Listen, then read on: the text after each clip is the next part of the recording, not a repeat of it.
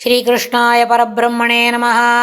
श्रीमद्भगवद्गीता ध्यानश्लोकाः।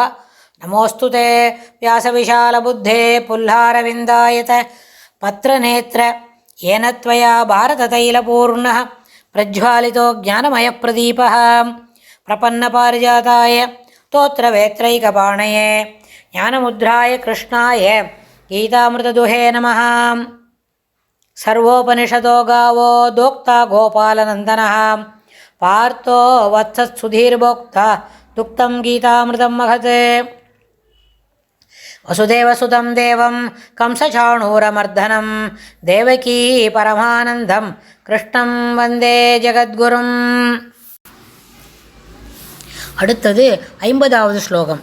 சஞ்சய உவாச்ச இத்யார்ஜுனம் வாசுதேவஸ்ததோக்த்வா ஸ்வகம் ரூபம் தர்शयामास भूयः आश्वासयामास च भीतमेनं भूत्वा पुनः सौम्यः वपु महात्मा।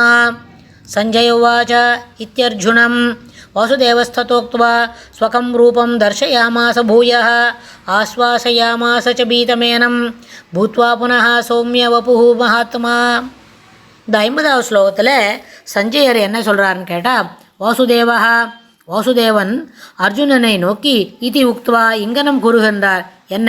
பூயக மீண்டும், ததா அவ்வாறே, ஸ்வகம் ரூபம் தனக்குரிய உருவத்தை தர்ஷயாமாச காட்டியருளினான். மகாத்மா பெரியோன், சௌமியா வபுகு பூத்வா இன்னொருவனாகி, இனிமையான சௌமியா வபுகு அதாவது இனிமையான உருவத்தை கொண்டவனாய், புனக மறுபடியும், பீதம் பயந்திருந்த, ஏனம் இவனை, அதாவது யார் பயந்திருந்தா?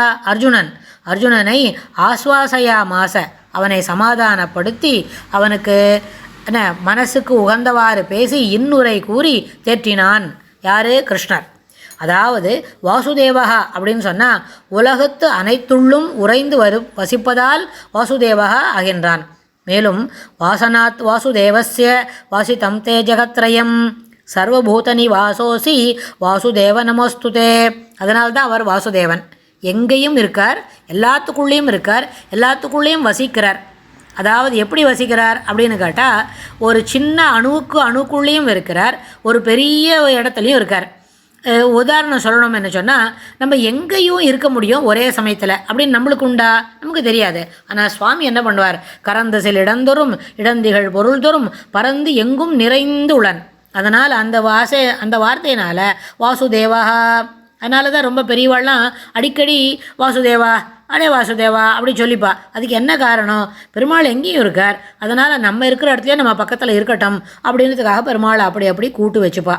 அதனால் இன்னொரு விஷயம், மகாத்மா அப்படின்னு சொன்னால் பெரிய பேருருவன் அப்படின்னு சொல்லலாம். ஆனால் கூட உயிர்கள் அனைத்திலும் அவனே ஆத்மாவாய் விளங்குவதால் அவன் மகாத்மான்னு சொன்னால் நிறைய, இந்த இடத்துல பெரியன்றதை காட்டிலும் நிறைய எல்லாம் அப்படின்னு சொன்னால், எல்லாம் என்ன சொன்னால் எத்தனை உயிர்கள் இருக்குது? நம்ம சில ஸ்லோகத்துக்கு முன்னாடி பார்த்தோம், 1,80,000, இது 88 லட்சம், அப்படி அத்தனை உயிரினங்கள் இருக்குதுன்னு சொன்னால் அந்த எல்லா உயிருக்கும் அந்தராத்மா யார்?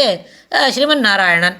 அப்போது அதனால் அவர் மகாத்மா அப்படின்னு சொல்லி இந்த ஸ்லோகத்தில் சொல்லியாருது. அடுத்தது அர்ஜுனன் இதுக்கு என்ன பதில் சொல்கிறான்றதை நம்ம அடுத்த ஸ்லோகத்தில் பார்க்கலாம். ஸ்ரீ கிருஷ்ணாய துப்யம் நமஹ.